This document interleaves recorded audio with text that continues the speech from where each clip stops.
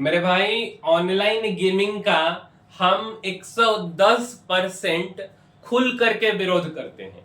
अब तो भारत सरकार ने भी कानून बना दिया है और आपको पता है कि अब आप अपना टीम नहीं बना पाएंगे ऐप पर।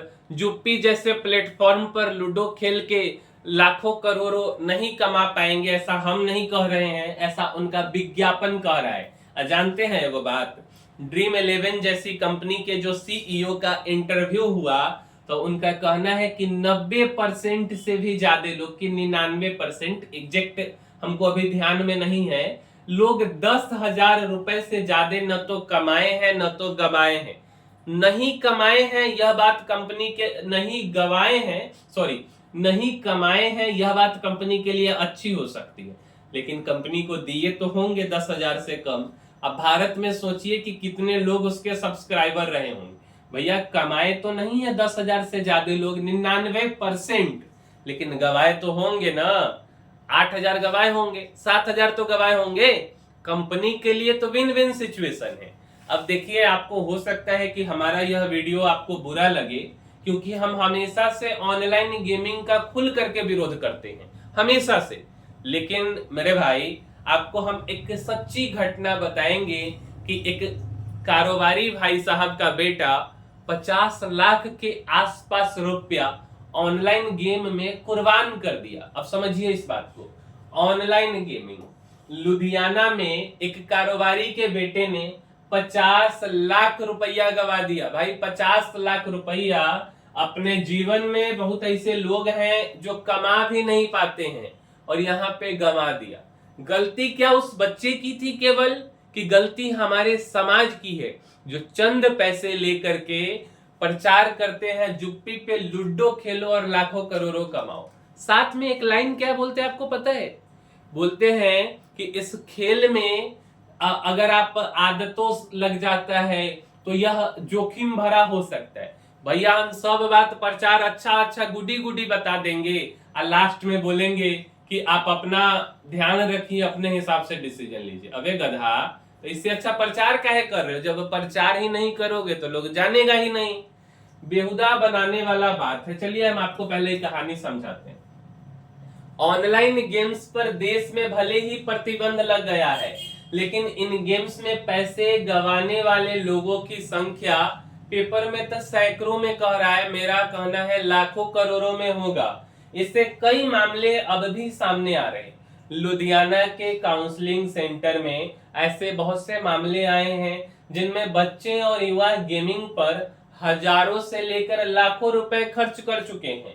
शुरुआत में परिवार को कुछ पता ही नहीं चला, लेकिन जब अचानक अकाउंट का ट्रांजैक्शन देख लेते हैं या बच्चे उदास हो जाते हैं, चुप रहने लगते हैं, तब जाकर के सच्चाई सामने आती है। विशेषज्ञों का कहना है कि बच्चे हारने के बाद भी दोबारा पैसा लगा देते हैं, क्योंकि उन्हें लगता है कि अगली बार जीत मिल जाएगी। ऑनलाइन चैट फ्रेंड्स के दबाव उन्हें गेमिंग में धकेलता है। समझिए, असली नकली दुनिया का फर्क ही नहीं समझ पाते हैं ये बच्चे। सबसे पहला केस है रकम, पैसा गंवाने के बाद, रकम का मतलब पैसा होता है, तो रकम गंवाने के बाद उदास रहने लगा एक बच्चा, तब जाकर हकीकत सामने आई। मेरे भाई, एक कारोबारी है, एक बिजनेसमैन है, उनका बेटा है 25 साल का और उसको गेमिंग का ऐसा लत लग गया कि 50 लाख रुपया गवा दिया। वह हर बार जीतने की उम्मीद में फिर बड़ी रकम लगा देता। इतनी रकम गवा देने पर वह उदास रहने लगा, तब जाकर हकीकत सामने आई। दूसरा जो केस है, गेमिंग चैट फ्रेंड्स के दबाव में 2.5 लाख रुपया गवा दिया। एक लड़की है, युवती है, ने गेमिंग ऐप पर 2.5 लाख रुपए खर्च कर दिए। पेरेंट्स ने पेमेंट वॉलेट में एक्सेस दिया था ताकि वह जरूरत पड़ने पर ऑनलाइन भुगतान कर सके, लेकिन बिटिया ने तो अकाउंट खाली कर ही दिया, है ना मेरे भाई। लेकिन इन लोगों का गलती नहीं है, शायद यह कंपनी ही ना रहती, इस कंपनी को हम प्रमोट ही ना करते, तो मेरे भाई ऐसा कुछ नौबत नहीं आता। देखो, कंपनी को सिर्फ मुनाफा दिखता है। बड़े बड़े विशेषज्ञ हैं, उन विशेषज्ञों का क्या कहना है पता है? कि सरकार एक झटके में, वन शॉट में अपने जीएसटी का 27,000 करोड़ रुपया गंवा दिया। एक बड़े जाने माने विशेषज्ञ अपने आप को मानते हैं, लेकिन मेरे भाई आपका कहना है सरकार का तो 27,000 करोड़ गया, दूसरे माध्यम से सरकार ले आएगी, लेकिन 27,000 करोड़ केवल कितना परसेंट है? 28 या 29%। बचा हुआ जो 70%, इस बात को ऐसे समझिए कि 100 रुपए अगर गेमिंग में खर्चा हुआ तो सरकार को तो 30 रुपया मिला, अब बच गया इधर 70 रुपया। इस 70 रुपया में लगाने वाले को क्या मिला पता है? सुनना। 70 रुपया कहाँ चला गया? तो टीम बनवाने वाली कंपनी के पास में लाखों करोड़ों एड में खर्चा हो गया। अब सोचिए कि 70 रुपया किसका था पता है? अमीर आदमी का नहीं मेरे भाई, मिडिल क्लास का, जिसका आमदनी बहुत कम है। उनको यह बात बता दिया जाता है, ऐसे प्रमोट कर दिया जाता है कि भाई अगर तुम मिडिल क्लास हो, अगर तुम गरीब हो, तो तुमको अगर अमीर बनना है तो उसका एक ही रास्ता है, गैम्बलिंग करो। मेरे भाई ऐसे प्रमोट किया जाता है। अब आप एक बात समझिए कि क्या मिडिल क्लास व्यक्ति को अमीर बनना है तो गैम्बलिंग करके अमीर बनेगा? कभी नहीं बन सकता है भैया।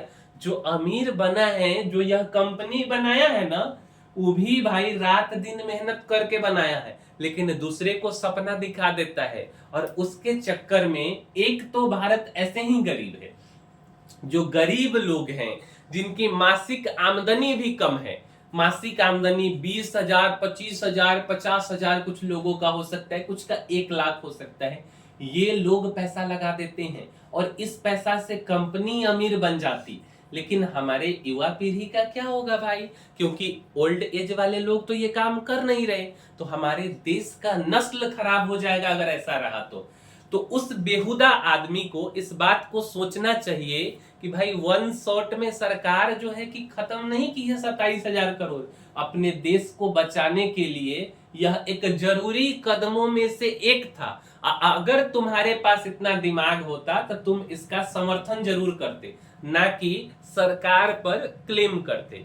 विशेष अपना सोच है, तुम आजाद हो, एक डेमोक्रेटिक कंट्री में रहते हो, जो मन है सो बोलो।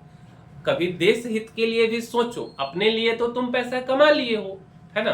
तो इस तरीके का हर घर में, हर एक घर में, दूसरे घर में, तीसरे घर में आपको यह घटना आए दिन सुनने को मिल जाएगा। तो सरकार का यह निर्णय काफी अच्छा, और काफी अच्छा नहीं 1000% भी कहे ना, तो सरकार का यह निर्णय का सराहना किया जाना चाहिए। और ऐसी सरकार जो है मतलब बहुत कम होती है जो इतना बोल्ड डिसीजन लेती है। तो मेरे भाई उम्मीद करते हैं कि यह वीडियो आपको पसंद आया होगा और वीडियो अच्छा लगा होगा। लेकिन दूसरा बात भाई, किसी के मन के भावना को, किसी के हृदय को, किसी के सेल्फ इंटेंशन को ठेस पहुंचाना मेरा मकसद बिल्कुल भी नहीं है। हमने जो समाज में देखा है, लोगों को घर नीलाम होते हुए देखा है, काफी ऐसे लोग आपको मिल जाएंगे अगल बगल में जिनके सारे जमीन, घर, हर कुछ बिक गया, तब जाके आपको बुरा लगता है और आपके मन में एक गुस्सा उत्पन्न होता है। लेकिन इससे हम उन लोगों को दोषी नहीं कह सकते जिनका अपना भावना व्यक्त करने का अपना अंदाजा है। और अगर आपको बुरा लग जाए मेरे भाई, मेरे तरफ से आपको दोनों हाथ जोड़ करके क्षमा है, क्षमा बोल सकते हैं, माफी हम आपसे मांगते हैं। मिलेंगे हम किसी अगले वीडियो में।